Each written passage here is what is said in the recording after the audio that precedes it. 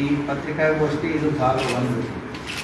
So ಇದರಲ್ಲಿ ಆಗಿರುವಂತಹ ಘಟನೆಗಳು ಮತ್ತು ಈಗ ತನಿಖೆಯಲ್ಲಿ ಆದಂತಹ ಏನು ಘಟನೆಗಳಿದ್ದಾವೆ ಅದನ್ನು ತಮ್ಮ ಗಮನಕ್ಕೆ ತರ್ತಾ ಇದ್ದೀವಿ.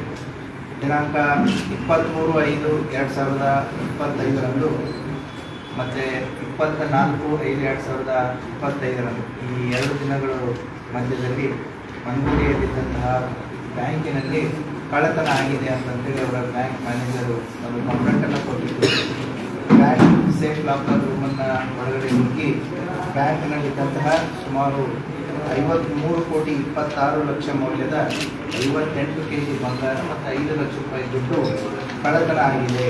ಸೊ ಯಾರು ಮಾಡಿದರೆ ಗೊತ್ತಿಲ್ಲ ಅಂತಂತೇಳಿ ಅವ್ರ ಬ್ಯಾಂಕ್ ಮ್ಯಾನೇಜರ್ ಒಂದು ಕಂಪ್ಲೇಂಟನ್ನು ಕೊಟ್ಟಿದ್ದಾರೆ. ಆ ಹಿನ್ನೆಲೆಯಲ್ಲಿ ಮನಗುಡಿ ಪೊಲೀಸ್ ಠಾಣೆಯಲ್ಲಿ ಅಪರಾಧ ಕ್ರಮಾಂಕ ಸಂಖ್ಯೆ 19/25 ಮತ್ತು BNS ಅಡಿಯಲ್ಲಿ ಸೆಕ್ಷನ್ಸ್ಗಳ ಅಡಿಯಲ್ಲಿ ಪ್ರಕರಣವನ್ನು ದಾಖಲು ಮಾಡಿಕೊಂಡು ಪೊಲೀಸ್ ಇಲಾಖೆ ಈ ಪ್ರಕರಣವನ್ನು ಕೈಗೊಂಡಿದೆ. ಆದಂತಹ ಪ್ರಮಾಣ ಮತ್ತು ಆದಂತಹ ಘಟನೆಗೆ ಸಂಬಂಧಪಟ್ಟಂತೆ ಪೊಲೀಸ್ ಇಲಾಖೆ ಒಟ್ಟು 8 ತನಿಖಾ ತಂಡಗಳನ್ನು ರಚನೆ ಮಾಡಿರುತ್ತೆ.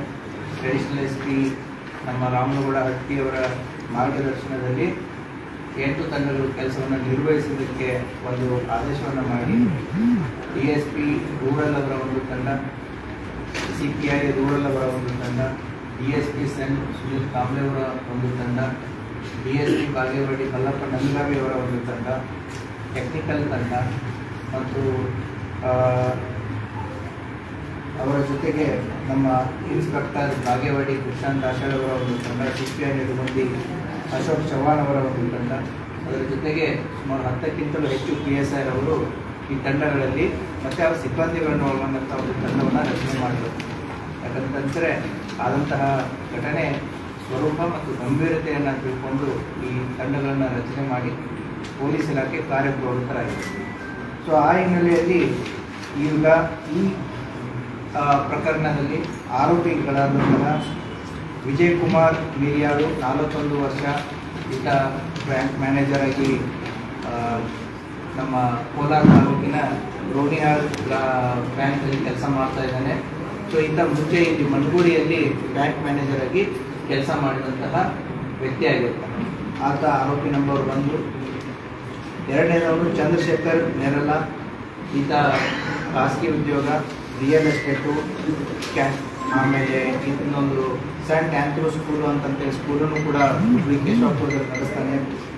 ಈತ ಕಾಂಟ್ರಾಕ್ಟರ್ ಆಗಿಯೂ ಕೆಲಸ ಮಾಡ್ತಾನೆ. ಆಮೇಲೆ ಈತ ಕ್ಯಾಸಿನೋಗಳನ್ನು ಕೂಡ ಆಡೋದು ನಡೆಸೋವಂಥ ಒಂದು ಹವ್ಯಾಸವನ್ನು ಹೊಂದಿದ್ದಾನೆ. ಗೋವಾದಲ್ಲಿ ಕೆಲಸ ಕಾರ್ಯಗಳನ್ನು ಮಾಡ್ತಾನೆ, ಹುಬ್ಬಳ್ಳಿಯಲ್ಲಿ ಮಾಡ್ತಾನೆ. ಅದೇ ರೀತಿ ಕೂಡ ಈತ ಶ್ರೀಲಂಕಾಕ್ಕೂ ಹೋಗಿ ಕೊಲಂಬೋ ಅಲ್ಲಿ ಇಲ್ಲಿಗಳಲ್ಲಿ ಕೂಡ ಕ್ಯಾಸಿನೋ ಆಡುವಂಥ ಒಂದು ಪ್ರವೃತ್ತಿಯನ್ನು ಬೆಳೆಸ್ಕೊಂಡಂಥ ವ್ಯಕ್ತಿ ಚಂದ್ರಶೇಖರ್. ಈ ಚಂದ್ರಶೇಖರು ಮುಂಚೆ ಬ್ಯಾಂಕಲ್ಲಿ ಕೆಲಸ ಮಾಡಿ ಅಲ್ಲಿನೂ ಕೂಡ ಗೋಲ್ಮಾಲ್ ಮಾಡಿ ಸಸ್ಪೆಂಡ್ ಆಗಿ ಡಿಸ್ಮಿಸ್ ಆದಂಥ ಒಬ್ಬ ವ್ಯಕ್ತಿ. ಈತ ನಮ್ಮ ವಿಜಯ್ ಮೇರಿಯಾಳನ ಫ್ರೆಂಡ್. ಇನ್ನೊಬ್ಬ ವ್ಯಕ್ತಿ ಸುನೀಲ್ ಮೋಕಾ ಅಂತಂತೇಳಿ, ಇವನು ಕೂಡ ಈ ಚಂದ್ರಶೇಖರನ ಜೊತೆಗೆ ಅಸೋಸಿಯೇಟ್ ಆಗಿದ್ದು ಅವನ ಹತ್ತಿರ PA ರೀತಿಯಲ್ಲಿ ಕೆಲಸ ಮಾಡುವಂಥ ಒಬ್ಬ ವ್ಯಕ್ತಿ. ಇವನು ಕೂಡ ಈಗೇನು ಚಂದ್ರಶೇಖರ್ ಇದ್ದಂಥ ಎಲ್ಲ ಚಟಗಳನ್ನು ಕೂಡ ಇವನು ಇರುವಂಥ ಒಬ್ಬ ವ್ಯಕ್ತಿ. ಈ 3 ಈಗ ಆರೋಪಿಗಳನ್ನ ನಾವು ಬಂಧನ ಮಾಡಿದ್ದೀವಿ. ಈ 3 ಜನ ಆರೋಪಿಗಳಿಂದ ಅವರು ಕೃತ್ಯಕ್ಕೆ ಬಳಸಿದಂತಹ 2 ಕಾರುಗಳು, ಅದರ ಜೊತೆಗೆ ಅವರಿಂದ ರಿಕವರಿ ಆದಂತಹ ಸುಮಾರು 10.5 kg ಕರಗಿಸಿದ ಬಂಗಾರ ಮತ್ತು ಆಭರಣಗಳನ್ನು ಈ 3 ವ್ಯಕ್ತಿಗಳಿಂದ ವಶಪಡಿಸಿಕೊಂಡಿದ್ದೀವಿ.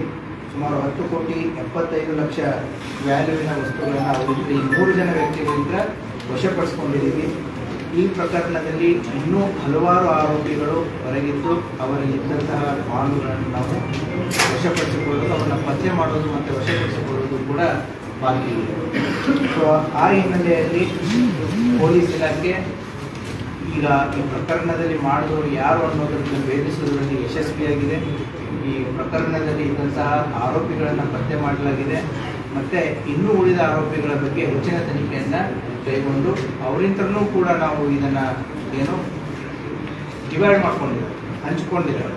ಸೊ ಅವರಿಂದಲೂ ಕೂಡ ನಾವು ಆಭರಣಗಳನ್ನು ವಶಪಡಿಸಿಕೊಳ್ಳುವಂಥ ಕಾರ್ಯ ಇನ್ನೂ ಇದೆ. ಸೊ ಆದಷ್ಟು ಬೇಗನೆ ಕೂಡ ಉಳಿದಂಥ ಆರೋಪಿಗಳನ್ನು ಪತ್ತೆ ಮಾಡಿ ಪ್ರಕರಣದಲ್ಲಿರುವಂತಹ ಉಳಿದಂಥವರನ್ನು ಕೂಡ